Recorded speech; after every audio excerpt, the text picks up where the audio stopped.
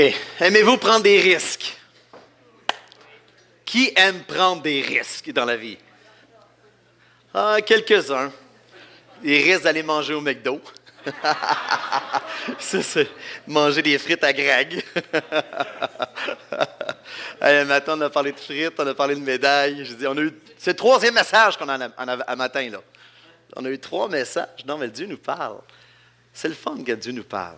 Vous aimez que Dieu vous parle? C'est bon. À quand la dernière fois avez-vous pris un vrai risque pour Jésus? Oh! Parce que Jésus t'a dit, va. À quand la dernière fois ça a été clair et il y a eu une opportunité de prendre un risque incroyable pour Jésus et que tu as vu la gloire de Dieu?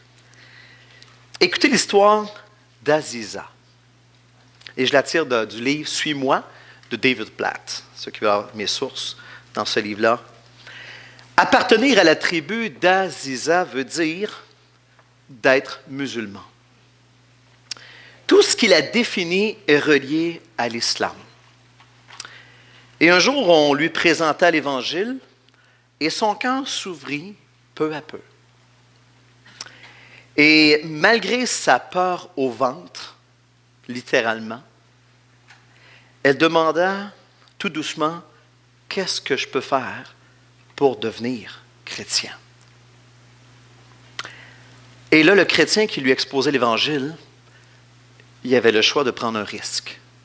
Et elle aussi, elle avait un risque à prendre. Il aurait pu lui dire, « C'est facile, fais juste une prière, puis tu deviens chrétienne. C'est tout. » Ou bien de lui dire, et je pense peut-être qu'elle le savait, lui dire la vérité. Suivre Jésus pour toi pourrait signifier littéralement être rejeté, voire même mourir. Suivre Jésus. Et ici en Amérique, on vit dans un monde, attention, où la peur et l'insécurité est surtout reliée à notre perte de confort. Quand on parle du confort, on panique, n'est-ce pas? Notre perte de confort, c'est ce qui nous rend anxieux et c'est ce qui nous donne du trouble. Et en Amérique, une chose qu'on remarque, de plus en plus, on a de la difficulté à prendre des risques même pour Jésus. On a de la difficulté à prendre l'initiative en Amérique. Et ça, je tire ça de certaines sources qui, en ce moment, on voit que les gens attendent qu'il se passe quelque chose, au lieu de prendre un risque de dire, je vais suivre Jésus et on va voir ce que Jésus va me mener. Il y a un apprentissage en ce moment. En Amérique, les églises d'Amérique du Nord ont besoin de réentendre, ont besoin d'entendre l'Évangile et comment Jésus veut bâtir la foi, la vraie foi. Si vous lisez un petit peu les livres de, je l'appelle toujours Jackie Chan, Francis Chan, que j'ai rencontré à Vancouver dernièrement, et j'ai entendu quelques-uns de ses messages. Vous savez que cet homme-là est allé en Asie quelque temps, et pour voir c'est quoi la vraie foi. Une église qui est vraiment remplie de foi et qui vit à travers les persécutions, les difficultés. Et il a été estomaqué. Et Dieu lui a dit, tu ne restes pas là maintenant. Tu reviens en Amérique. Et il a complètement changé sa façon de vivre l'Évangile et même de faire le ministère. Alors, quelques-uns connaissaient peut-être son histoire. C'est assez percutant. Donc, comment être cette Église remplie de foi qui ose prendre des risques pour Dieu? Et c'est la question que j'aimerais qu'on garde ce matin. Et ce matin, on va tourner dans Matthieu chapitre 4. Vous pouvez tourner avec moi. Matthieu chapitre 4. Et on va voir ensemble l'histoire de Jésus avec 4 gars qui l'appellent, 4 pécheurs qui l'appellent à le suivre en prenant le risque de l'aventure suprême avec lui. Et je vais parler aussi ce matin de la doctrine de l'exclusivité. Ne cherchez pas dans les livres de théologie, ça n'existe pas. Et vous allez comprendre pourquoi je l'ai appelé comme ça. La doctrine de l'exclusivité et ses effets sur l'Église. Donc, on va lire Matthieu 4 et on va aller au verset 18. 18, et on va aller 18 à 22. Vous êtes là? Comme il marchait, alors on parle de Jésus, le long de la mer de Galilée, il vit deux frères, Simon appelé Pierre et André son frère, qui jetaient un filet dans la mer, car ils étaient pêcheurs. Et il leur dit, « Suivez-moi, et je vous ferai pêcheurs d'hommes. » Aussitôt, ils laissèrent les filets et le suivirent. De là, étant allés plus loin, il vit deux autres frères, Jacques, fils de Zébédée, et Jean, son frère, qui étaient dans une barque avec Zébédée, leur père, et qui réparaient leurs filets. Il les appela, et aussitôt, ils laissèrent la barque et leur père et le suivirent. Juste prions ensemble, courbés devant le Seigneur. Jésus, tu nous as donné ta parole. Seigneur, c'est qu'on puisse te connaître plus, qu'on puisse te découvrir davantage. Jésus, ce matin, parle-nous à travers ce court texte. Jésus, tu es glorieux. Tu es celui qui nous invite et qui nous dit « Suis-moi ». Et Seigneur, tes plans sont parfaits. On le croit parce que toi, tu es parfait. On croit, Seigneur, que tous tes motifs sont purs. Tout ce que tu nous invites à faire, à vivre, c'est extraordinaire. C'est ce qu'il y a de mieux. C'est ce qu'il y a de parfait. Jésus, ce matin, conduis-nous ensemble dans ta parole. Amen. Alors, juste dans le contexte, avant d'aller dans le texte en détail, Jésus, du verset 12 à 17, il vient de déménager en Galilée, à Capernaum, et là, il débute son ministère public royal. Matthieu présente Jésus comme étant le roi, le Messie promis, le roi qui vient rencontrer son peuple, ses enfants, Israël, mais qui veut les emmener, bien entendu, à la vraie foi qui sauve. Jésus, sur le bord du lac de la Galilée, et là, il prend l'initiative. Jésus prend l'initiative d'inviter deux couples de frères. Et il va vers eux. Et les gars, t'es attentionné dans leurs occupations régulières, un peu comme à votre travail, où eux sont à la pêche, réparent, sont en train de pêcher. Et Jésus ne dit pas, « Allez les gars, lâchez vos filets, soyez les meilleurs et allez à l'église. » Il ne dit pas ça. Il ne dit pas non plus, « Suivez-moi et vous allez faire. » Il y a vraiment une nuance importante. Jésus dit, « Suivez-moi et je ferai de vous. Je ferai de toi un pêcheur d'hommes. » Des nuances très importantes. Pourquoi suivre Jésus? Pourquoi suivre Jésus? Est-ce que c'est si nécessaire? Est-ce que Jésus a besoin de nous? Est-ce que Jésus a besoin de toi? La réponse est non. Et c'est quelque chose que j'ai besoin de moi de me reprêcher souvent. Jean-Pierre, Dieu n'a pas besoin de toi. Toi, tu penses que tu es indispensable pour lui, mais c'est faux. Dieu n'a pas besoin de toi. Est-ce que Jésus cherchait les meilleurs hommes disponibles? La réponse est, c'est-tu les meilleurs hommes disponibles? Des Galiléens, pécheurs? Ce sont probablement les pires gars qu'il n'y a pas. Et l'histoire nous le démontre. Jésus avec ses disciples, les gars étaient incrédules. Les gars étaient incrédules. Et Jésus n'appelle pas ses disciples, attention, en raison de leur personnalité, mais malgré leur personnalité. Malgré le fait, toutes sortes de choses dans leur vie, toutes sortes de situations. Il y en a un qui est cupide, puis finalement qui va le vendre. Alors Jésus, c'est pas à cause. C'est pas à cause qu'on est meilleur, pas du tout. Mais ici, dans l'histoire, juste pour c'est très important, ici, ce n'est pas la première fois que les gars rencontrent Jésus. En fait, on retrouve que les 4 pécheurs avaient déjà été invités à le suivre. Il y a eu plusieurs appels. Jésus les a invités souvent. Et dans Jean chapitre 1, à Béthanie, alors, vous vous rappelez que Jean-Baptiste a pointé vers Jésus. Les gars ont été vers Jésus. Ils l'ont connu, ils l'ont vu. Ils savaient qui il était. Ils l'ont découvert. eux avaient déjà rencontré Jésus et ils étaient probablement déjà touchés par ce personnage-là, unique, exclusif et incroyable. Mais ici, Jésus les invite à aller un pas plus loin. Aller un pas plus loin.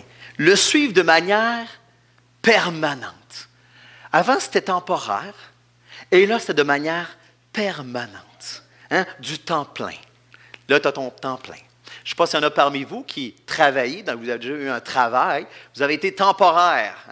Puis là, tu attends d'avoir ta permanence. J'ai vécu ça quand j'étais à Régie du bâtiment. 3 ans, il faut que tu sois le meilleur, puis il faut que tu performes pour prouver. Puis quand tu fais tes évaluations, tu shakes comme ça, parce que tu veux avoir ta permanence. Et là, Jésus leur offre d'aller plus loin. Les gars, soyez mes disciples à temps plein.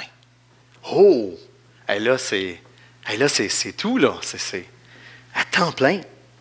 Les gars, je veux vous emmener plus loin dans votre croissance, pour votre développement. Votre environnement va changer.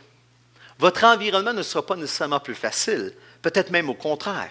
Il va être moins sécuritaire, beaucoup moins confortable, les gars, dans ce quoi je veux vous inviter. Mais ce que je veux, en fait, on va le dire aujourd'hui dans les Écritures, c'est former Christ en vous. Je veux que ma vie se transfère dans ta vie.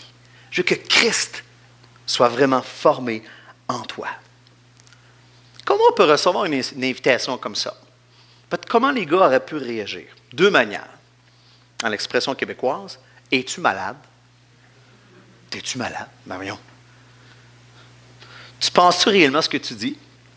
Penses-tu qu'il m'est possible de tout quitter pour te suivre? Toi? Te suivre toi? Voyons, c'est pas sage. C'est pas sage. Est-ce que tu réalises tout ce que j'ai abandonné? Moi, j'ai des responsabilités. Moi, je suis marié. Moi, j'ai un père. Moi, j'ai une business. Toi, Jésus, tu as de l'air que tu n'as pas de job ou tu n'as plus de job, tu es sur le chômage. Tu n'es pas marié, Jésus. C'est pas dur. C'est pas dur de me dire ça, là. Viens-t'en, on va aller faire un voyage. Non, c'est pas ça du tout.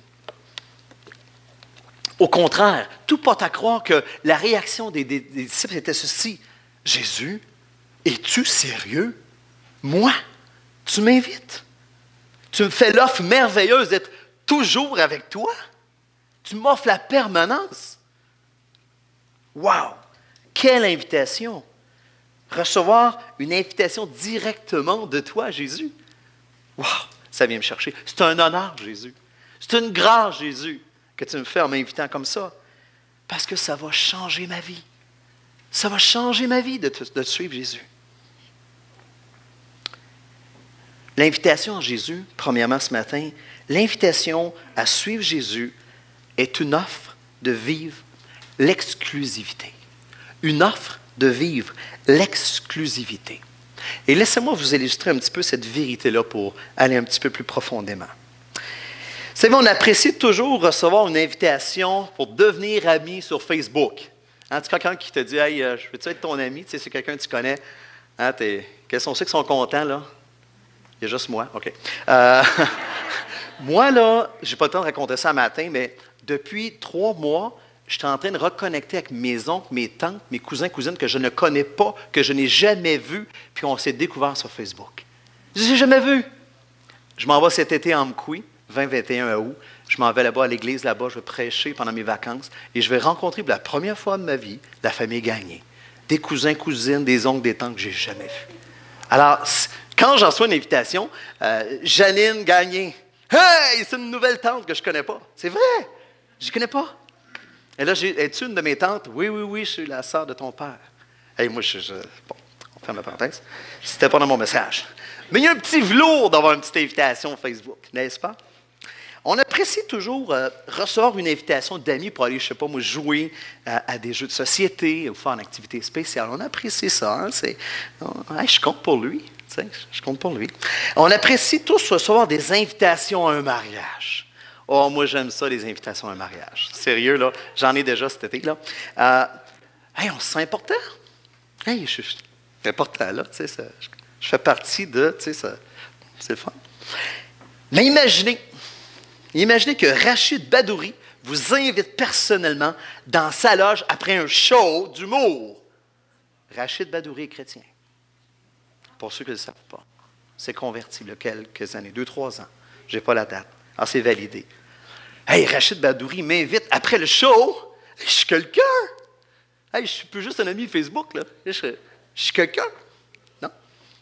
Mais imaginez recevoir une invitation par la poste vous annonçant que le premier ministre d'Australie, je n'ai pas pris celui du Canada, le premier ministre d'Australie aimerait vous recevoir dans son bureau à Sydney.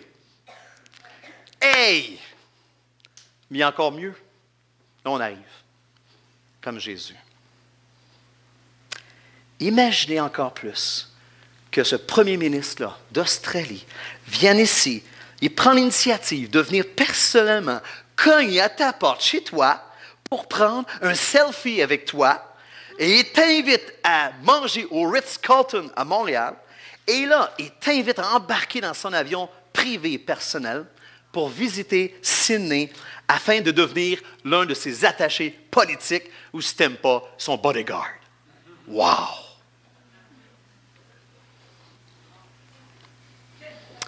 Là, je suis un privilégié.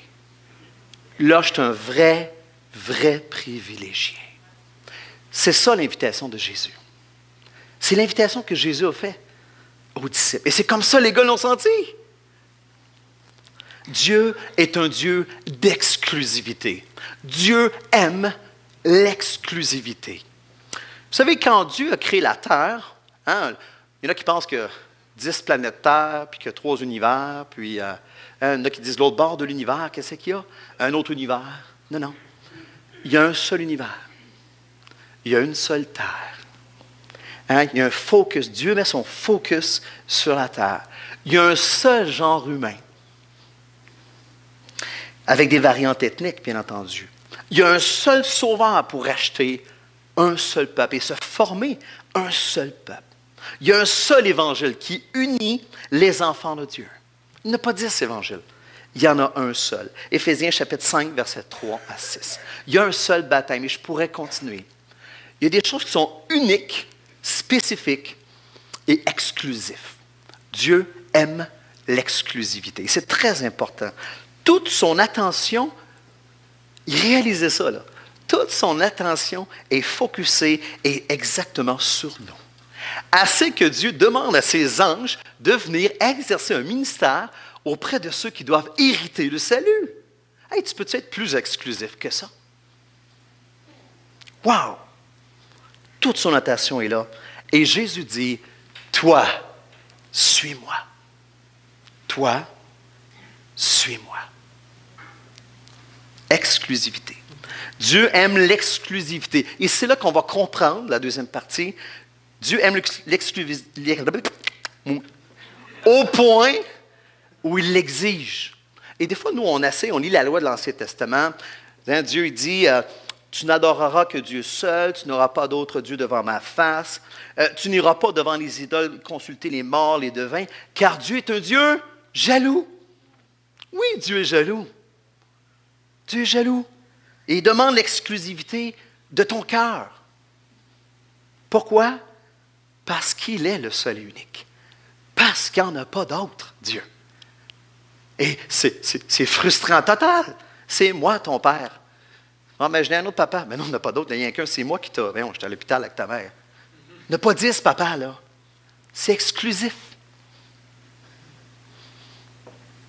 Mais aussi, parce que Dieu veut qu'on goûte l'exclusivité. Nous goûtons pleinement la vie abondante de Jésus à ce moment-là. Et Dieu aime l'exclusivité et nous l'offre, attention, nous l'offre aujourd'hui à travers son Fils Jésus-Christ. C'est à travers lui maintenant qu'on peut vivre cette exclusivité-là. Vous savez, j'ai compris la valeur de l'exclusivité un jour lorsqu'il arrivait le temps de débuter une fréquentation avec Julie. Alors à ce moment-là, il n'y avait pas de texto, il n'y avait pas de courriel, ça n'existait pas. Alors qu'est-ce qu'on faisait? On écrivait avec une lettre, du papier, puis on mettait un timbre. Puis on envoyait ça. Ça prenait 2 semaines quasiment avant que l'autre la reçoive. Puis là, tu avais une réponse. Ça faisait quasiment 1 mois. Et aujourd'hui, c'est quoi? C'est quasiment c'est instantané. Mais à l'époque, hein? À l'époque, je commence à dire ça, moi. Wow! pas drôle, là. Pas drôle. Mais à ce moment-là, je correspondais avec 10-12 personnes. Mais il y avait 10 filles. Puis à un moment donné, Julie, cling! Dieu a dit, c'est elle. Non, je ne dirais pas ça. Mais dans mon cœur, c'est comme, wow, c'est elle. C'était évident. Je ne suis pas capable de l'expliquer, mais pour moi, c'était une évidence. Et que je ne la regrette pas. Mais, je demeurais en appart avec un frère. Puis là, j'écrivais avec 10 filles.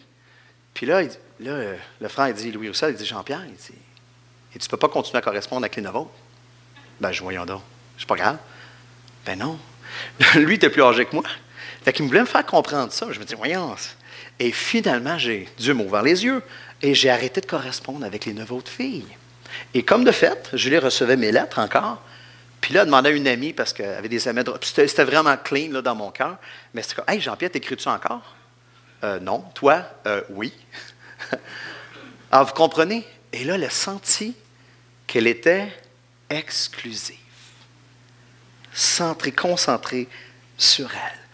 Vous savez, on parle de ça, c'est ainsi à l'Église, fréquentation, mariage, on retravaille notre matériel, puis on est en train de réaliser qu'une fréquentation, réellement, parle aux jeunes, ou peut-être moins jeunes aussi, une fréquentation débute lorsqu'une relation devient exclusive.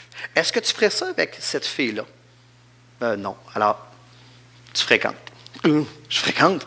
Ben oui. Alors, tu commences à fréquenter. Tu commences à avoir un intérêt plus pointu. L'exclusivité du mariage nous invite à renoncer aux autres femmes. J'ai dit oui à Julie, non aux autres. À nous attacher à une seule femme, à choisir une bague exclusive. Moi, je me rappelle, c'était la bijouterie Thibodeau, je me souviens le nom. Puis là, c'était une bague, elle voulait nous vendre l'exclusivité. Elle m'a gagné. Tu sais, elle, c'est unique. Elle est unique. Ah ben, peu importe le prix. Ouf, elle m'a coûté cher. Elle m'a coûté cher. Mais l'exclusivité, et ça, j'ai dit comme, ben, c'est extraordinaire. Le mariage offre ça. L'exclusivité avec une seule femme. On refuse de butiner. L'exclusivité, mais avec ton église locale. Moi, je ne veux pas butiner 4-5 églises. Je m'attache. Je ne sais pas que je vais être pris au piège ici, là, mais je m'attache à mon église locale. C'est exclusif ici, et je m'attache à cette église-là, ou à cette femme-là, à cet homme-là. Rappelez-vous, vous étiez prêts à tout quitter. Tout quitter pour vivre avec elle, pour servir Dieu avec elle. Vous étiez prêts à quitter même votre job dans une grosse boîte d'ingénieur quelque part au Québec, hein, pour aller vivre avec lui ou aller vivre avec elle dans une autre ville. Vous étiez prêts à le faire.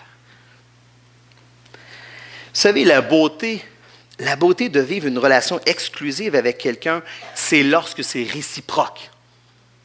Dieu veut avoir une relation exclusive avec toi et que toi, tu réalises que je peux vivre une relation exclusive avec Dieu dans son peuple. Bingo! Et le couple, c'est pareil. C'est extraordinaire de vivre l'exclusivité. C'est pas mal. On peut le voir. Voyons, Dieu, il est-tu égoïste? Il pensait. Non, il veut t'inviter à vivre ça avec lui. Et c'est magnifique. Et par le sacrifice unique de Jésus, nous devenons exclusifs pour Dieu. Nous devenons son peuple. Nous devenons ses enfants. Nous devenons ses témoins. Et vous serez mes témoins. Nous devenons ses disciples, ses prêtres, ses fils adoptés, ses sujets du royaume de Dieu. C'est extraordinaire. Lorsque l'on choisit de suivre Jésus-Christ. Christ, lui, il a tracé le chemin. Christ a tracé le chemin pour nous. Et on peut entrer, on peut goûter pleinement la vie en entrant dans son repos, en entrant dans ce qu'il a accompli pour nous et vivre cette exclusivité-là avec nous. Et c'est ce qu'il faisait avec les gars. Les gars, voici l'offre que je vous fais. C'est unique. Il n'y a rien d'autre. Il n'y a rien d'autre. Est-ce que c'était si herculéen à ce moment-là de tout quitter lorsqu'on aime ou qu'on se sent aimé de manière exclusive? C'est-tu dur d'abandonner, de quitter quelque chose quand on se sent tellement aimé? Non! C'est rien d'abandonner ça. Je suis prêt à faire tout pour Dieu. Je suis prêt à faire tout pour Jésus. Je suis prêt à faire tout pour cette femme-là. On s'entend, là? Des fois, les femmes sont... Ah non! C'est pas vrai, c'est pas vrai, c'est pas vrai, c'est pas vrai. C'est vraiment une joke. J'ai toujours dit à mes enfants, tu sais, je ne peux pas tout te donner, mais je vais te donner ce qui est bien. Hein? Parce que les enfants demandent beaucoup. Dans les épaules, c'est pas vrai. Ma femme est unique. Elle ne demande rien. Il faut que je devine. Je ne sais pas quoi lui donner à Noël. Il faut deviner. Non, non. On a une bonne relation. Dieu est bon, notre mariage est en santé. Je loue Dieu pour ce qu'il nous a aidés dans notre mariage. On a eu des moments difficiles dans notre vie, mais Dieu a réellement, réellement transformé notre couple. Et je loue le Seigneur pour ça. Donc, excusez, là, je suis parti, c'est émotionnel le matin. Donc, les gars, ils quittent tout pour le suivre de manière permanente. Et le texte nous dit, ils quittèrent, ils abandonnèrent ou ils laissèrent leur filet, leur barque, leur coffre à pêche. C'est un pêcheur ici. Laisser son coffre à pêche. Oh!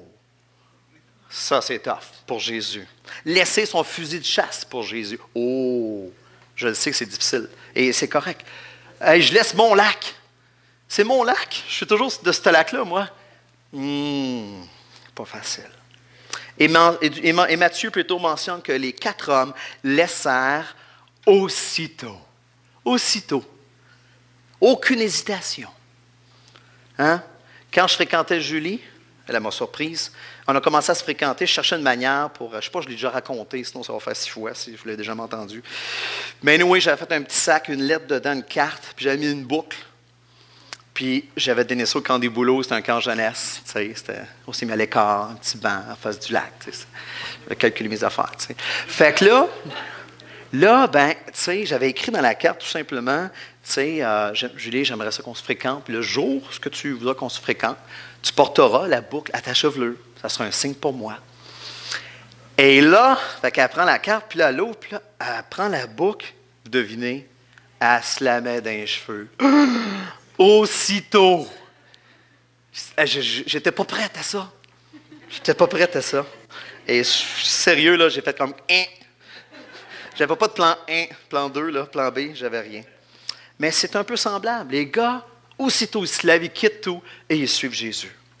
Et mon ami Marc Pilon, c'est une phrase qu'il dit souvent, et je la partage ce matin, il disait dans un de ses messages dernièrement, il dit « Es-tu prêt à scraper ta vie pour Jésus? » Assez fort. Es-tu prêt à scraper ta vie pour Jésus? Jésus a scrappé sa vie pour toi, littéralement. Jésus n'a pas choisi de conserver sa vie, mais il a choisi de la donner, de tout donner pour toi. Pourquoi? Pour que tu vives, pour que tu sois un vivant, passer de mort à vivant, et que tu sois un vivant pour lui. La Bible nous dit dans Romains chapitre 6, verset 3-14, que tu es mort au péché en Jésus-Christ, uni à lui, tu deviens mort au péché et vivant pour Dieu. Et tu vis pour lui. Tu ne vis pas pour toi. Tu ne vis pas pour ton avenir. Tu vis pour lui. Ce matin, si tu n'es pas chrétien, c'est une occasion parce que Jésus te dit, viens, suis-moi. J'ai scrappé ma vie pour toi. Viens, suis-moi, fais-moi confiance. Et on va voir dans la deuxième partie, dans quelques secondes, ce que Jésus t'offre. Une vie extraordinaire. Tes péchés pardonnés. Cette relation-là renouée avec Jésus. Si tu es chrétien, je ne sais pas ce que Dieu t'appelle, à risquer ta vie pour lui, à abandonner pour lui, je ne le sais pas. Mais ce que je sais, ce qu'il t'offre est beaucoup mieux que ce que tu vas abandonner. Ça, c'est certain. Ça, c'est sûr, sûr, sûr. Ce que Jésus nous offre est toujours, je ne peux pas mettre un pourcentage, mais c'est toujours mieux. C'est sûr que c'est 100 fois mieux que ce que tu as entre les mains. Vivre l'exclusivité avec Jésus, ça nous donne de prendre joyeusement des risques pour Dieu et pour vivre des projets, ces projets plutôt, en se reposant en lui. Et on va voir ensemble que c'est possible de vivre, de suivre Jésus dans son ministère, puis d'avoir les projets de Jésus dans ma vie, son histoire, puis de me reposer. Alors souvent, on pense que je ne peux pas goûter le repos quand que je suis Jésus. Ben non, c'est trop exigeant. Je ne me reposerai jamais. On va voir. On va lire ensemble verset 23-25. Verset 23-25. Jésus parcourait toute la Galilée, enseignant dans les synagogues, prêchant la bonne nouvelle du royaume et guérissant toute maladie et toute infirmité parmi le peuple.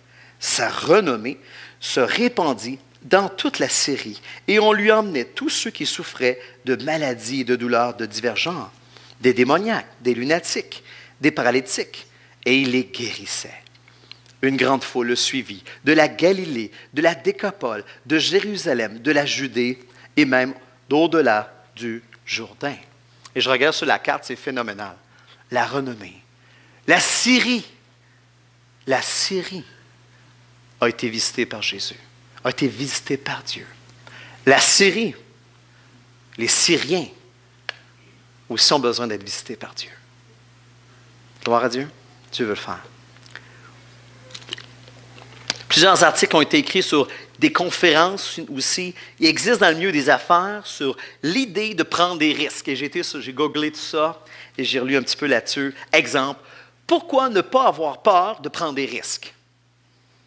7 raisons pour lesquelles vous devriez prendre des risques. Et celle-là, j'ai trouvé ça intéressant. Regardez bien le titre. Vivre prudemment sans prendre de risques est risqué. Je vais leur dire. Vivre prudemment sans prendre de risques est risqué. Et c'est dans le monde des affaires, dans le monde séculier, c'est correct parce qu'il y a beaucoup de conférences là-dessus. Et tout cela pour élever peut-être notre niveau de vie, emmener notre carrière plus loin.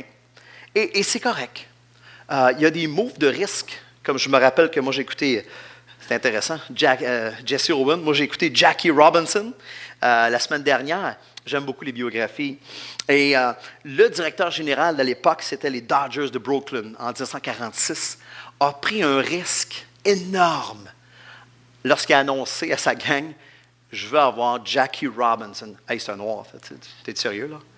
Et si vous n'avez pas écouté le film, bon, ils sont ménonites, frères ménonites, semble-t-il, le gérant et Jackie. Je ne peux pas confirmer s'ils étaient chrétiens, mais anyway, il a pris tout un risque d'emmener ce gars-là jouer au baseball avec eux. Et il a joué ici à Montréal, vous savez, les Royaux de Montréal, ceux qui connaissent un peu son histoire.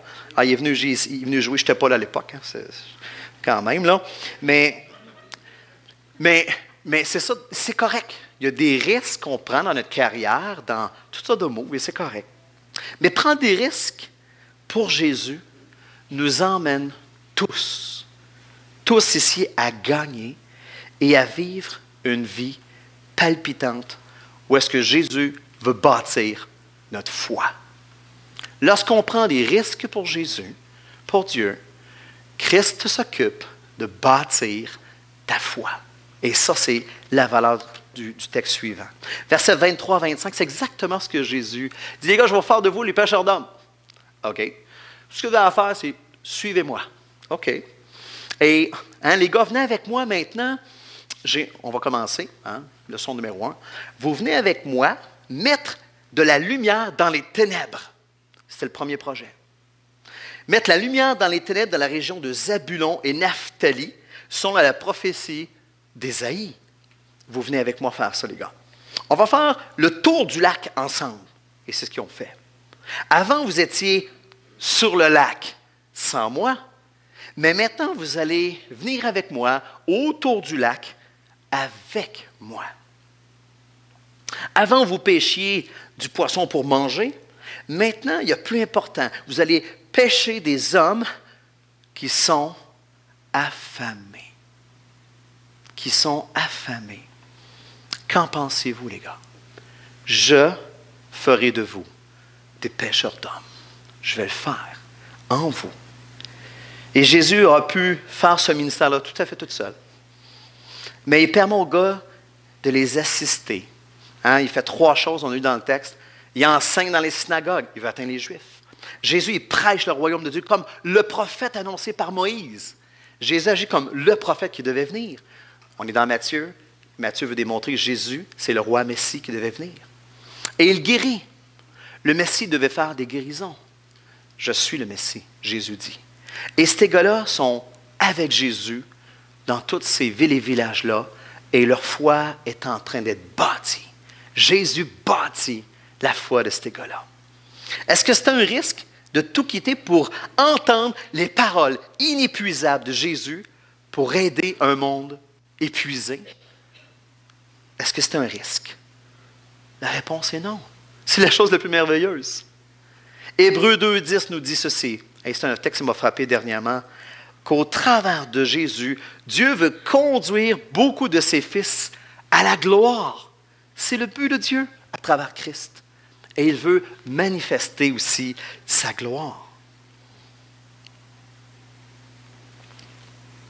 Le texte nous dit du verset 24 à 25, « Les disciples ont vu non seulement Jésus en mission live, mais ils ont vu sa réputation spectaculaire s'élargir partout.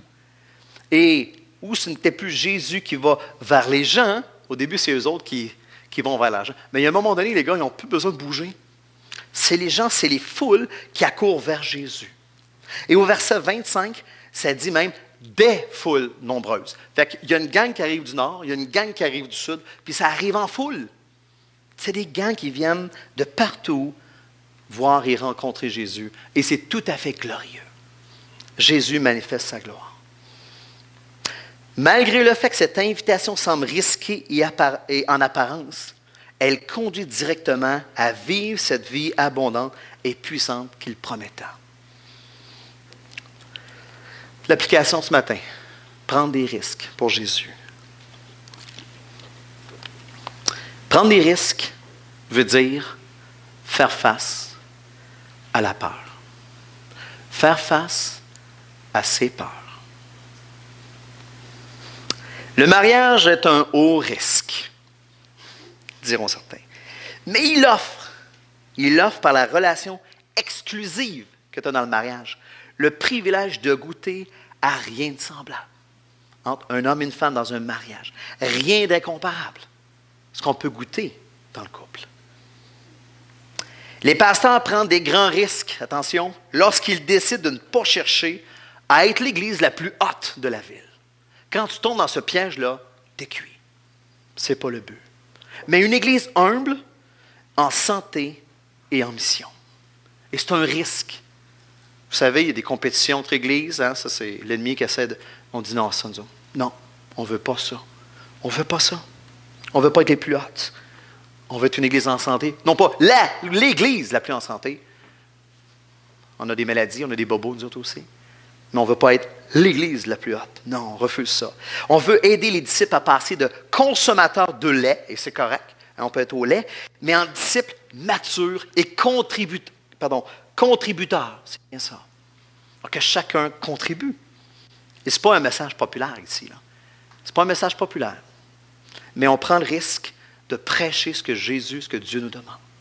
Et on veut le faire avec foi. Nous avons pris un grand risque l'année passée en lançant l'école de l'Évangile. Ça a brassé les horaires et tout ça. Mais un an plus tard, qu'est-ce qu'on dit? Gloire à Dieu. On est content, on dit gloire à Dieu. Le risque en valait le coup, mais plus que ça. L'enjeu, c'est Jésus. Jésus en vaut le coup. Jésus en vaut le coup. Si on peut enseigner et vivre davantage l'Évangile, vivre dans la communauté de Jésus, ça sort le pire de nous. Si dans un groupe maison, hein, c'est risqué. C'est très risqué d'être dans un groupe maison. Si tu veux bien paraître, va pas dans un groupe maison. Tu ne peux pas rester, tu pourras pas. Mais si tu veux grandir, va dans un groupe maison. C'est certain. Jésus nous invite à parler avec vérité dans l'amour, à être vrai, vulnérable avec les gens, refuser de se cacher, engagé à confronter le péché au milieu de nous, confesser nos manquements. Oh, hey, c'est risqué, là. C'est ça que Jésus... Ben oui, Jésus, il veut que tu vives la vie. Hein? Les groupes maisons en passant, là, ce n'est pas des réunions. Ce qu'on vit, c'est la vie. On veut vivre ensemble, Jésus, on veut vivre la vie. Et je pourrais continuer encore et encore des exemples de risques. Quel risque, matin, Jésus t'invite-t-il à prendre pour lui? Dans quel projet Jésus veut t'emmener?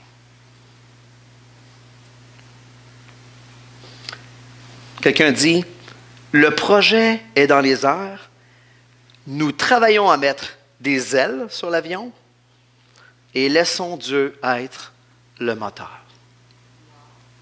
Laissons Dieu être le moteur. Nous, on met des ailes. Et en conclusion, prendre des risques pour Jésus nous emmène tous réellement à gagner et à vivre une vie glorieuse, mais ça nous permet de goûter le repos de Dieu. Prendre un risque pour Jésus, c'est super stressant. On appelle ça un anxiolytique. Ça, c'est le mot des infirmières. Un anxiolytique. C'est stressant, prendre des risques pour Jésus. Mais dans le royaume de Dieu, c'est le contraire. Écoutez bien ceci, et ça, c'est dans la conclusion. Et je reviens à Francis Chan, il l'explique bien en disant ceci. Écoutez bien ceci. Les temps d'incertitude avec Jésus procurent plus de paix que les temps de facilité sans Jésus. En d'autres mots, on goûte beaucoup plus à la paix lorsque l'on prend le risque pour Jésus. Prendre le risque pour Jésus nous conduit à vivre la paix et le repos. Oui, Hébreu nous dit constamment, entrez dans le repos de Dieu, entrez dans le repos de Dieu. Mais c'est dans le cadre d'une église en mission. Et on goûte le repos là. C'est paradoxal, mais c'est la vérité. Et c'est là que je peux goûter le repos de Dieu. Je termine par l'histoire d'Aziza. Aziza n'est pas une personne fictive. Elle s'est réellement convertie malgré le prix à payer, de mourir à elle-même et de vivre en Christ. Sa décision l'a obligée à fuir sa famille, à perdre tous ses amis. Mais elle travaille aujourd'hui à répandre l'Évangile parmi son peuple, en faisant preuve de stratégie et d'un sens de sacrifice. Est-ce que Jésus en vaut la peine? Oui. Jésus veut bâtir ta foi. Et il te dit simplement, viens, suis-moi. Amen.